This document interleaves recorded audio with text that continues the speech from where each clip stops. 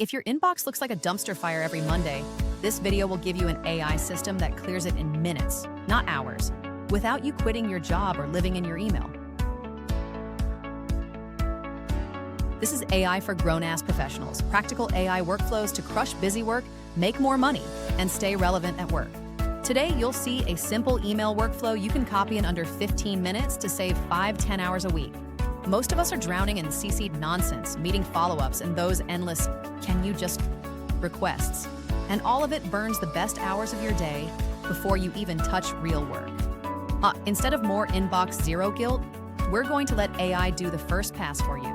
Here's the workflow. AI summarizes and prioritizes new emails, drafts replies for the important ones, and you just approve and send. I'll demo this with common tools like Gmail and ChatGPT, but you can adapt it to Outlook or whatever your company uses. Step 1, get your emails into an AI that can actually understand them. You can copy, paste a batch, or use an extension if you have one. Paste the last 24 hours of email and use a prompt like, "You are my executive assistant." Group these emails by urgent today, important this week, and low priority. Now you've got a human-readable dashboard instead of chaos. You see exactly what is urgent and what can wait.